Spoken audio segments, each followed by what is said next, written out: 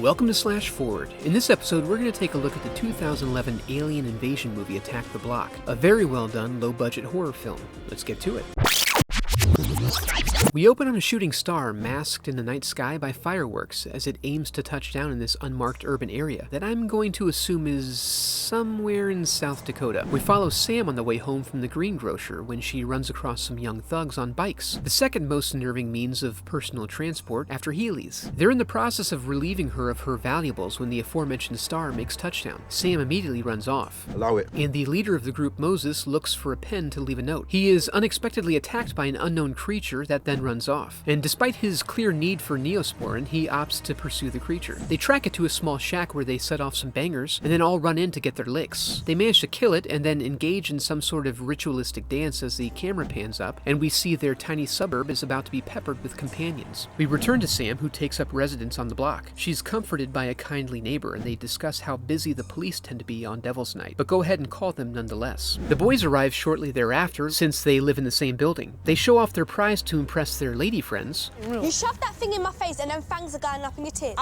And I don't know, but I think it's working. They then head upstairs while we see Sam giving their description to police. The boys chill out at the weed spot with Ron and Brewis, who stare at the carcass and opine on its otherworldly origin. Convinced they have an alien, they quickly work to ascertain the best means of handling it. Hey, look in the yellow pages and look for them, like all those science people know about all them meatier things. While they work on this, Moses asks if he can keep it in the weed room. Ron, only being an employee, takes him to get approval from the boss, Hi-Hat. Hi-Hat agrees and also puts Moses on bail, a well-deserved promotion. As they all celebrate, Moses makes an observation. Overcome with adolescent excitement, they all tool up to do some alien killing. However, when they arrive at the smoldering wreckage, they notice it's adorned with ominous iconography. A noise from the playground attracts their attention, and Dennis's dog runs off to vanquish the beast. Unfortunately, he is descended upon. The boys can barely see it approaching them in the shadows until they notice the glow of its eyes. Not sure them things is eyes. Yeah, he's right. Their plans quickly change as their original intent to chase turns into some kind of strange reverse chase. They're interrupted momentarily by the police, who manage to nab Moses while the gang watches from above. Moses notices the bear dogs closing in and requests a quick incarceration. Sam, who's driving for some reason, also notices something odd, but it's too late to do anything about it as the officer makes the mistake of bringing a baton to a bear fight. The boys set off a distraction while Dennis honors the memory of his family pet. He secures the police van, releases Moses, and they take off for the underground garage. In their haste, they have an unfortunate confrontation. They recommend Sam skedaddle before stepping up to Hi-Hat. Pest pleads their case.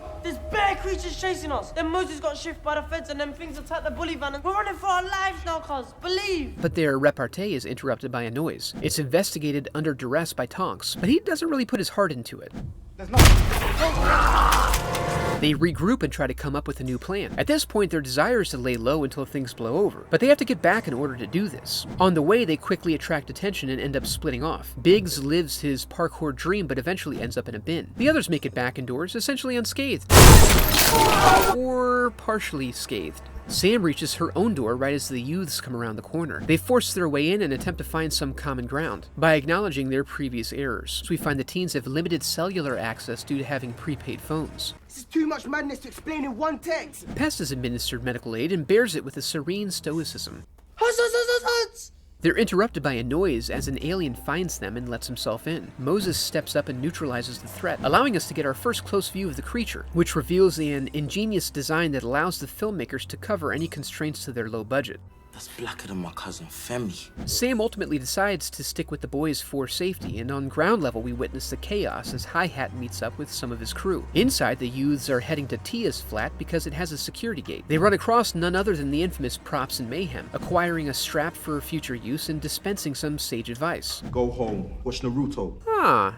You know, if they Naruto ran directly at the aliens, at the flat, Dimples makes the most level-headed decision ever. Someone's chasing them. They got weapons. I don't even know that woman. I'm not getting myself involved in a situation I don't need to be in. But it's not her flat, so they're allowed in anyway. Dennis lays out why they're on their own. For murder of 2 police officers, vehicle theft, resisting arrest, which they barely get through before Tia makes a discovery, and it's of the problematic variety. Dennis finds his courage only to find out that the gun was a fake, and then we get our first real dose of consequence as the aliens pop his head like a grape. Tia gives it the old zappity-doo, and then the girls wild out on the beast, while Moses finds himself in a vulnerable position, but gets an assist from Sam. Realizing the boys only bring trouble, Tia, Dimples, and the crew run off. Hi-Hat finally catches up with them, but their reunion is delayed, and they end up taking the elevator down with an alien. Only Hi-Hat makes it out. The next lift over, we find our group heading to the weed room for safety. They set off some fireworks for a distraction and make their way slowly down the hall. Unfortunately, Jerome is disoriented in the smoke and gets dragged off. The others make it to Ron's, but are not warmly greeted. They try to negotiate a truce in the face of a common enemy, but Hi-Hat refuses and, being too smart for the old watch behind you trick, he's quickly consumed. Afterward, under the UV light of the weed room, they notice that Moses has jizz all over him. It's probably pheromones. Some kind of pheromone. Yep. Recognizing that he has been responsible for everything bad that's happened that evening, he resolves to risk his own life to destroy the alien brood. While they get ready, we watch Props and Mayhem earn their nicknames by saving Biggs. Then we're right back upstairs where a clean Sam sneaks out to set the stage, getting some insight into Moses' home life, closing off the kitchen and cranking the gas. Moses gets psyched up, listens to some Eye of the Tiger most likely, and takes off for an epic final sequence in which, after hopping over aliens on his way out of the room, he then slow-mo runs down a hallway with aliens at his heels. He gets to his flat, tosses the carcass, and lights up the joint. When the smoke clears, the crowd below finds him hanging from a flag. He and the others are arrested, but as they're being carted off, we see Sam is vouching for them, and that they're being transported amidst a crowd chanting his name.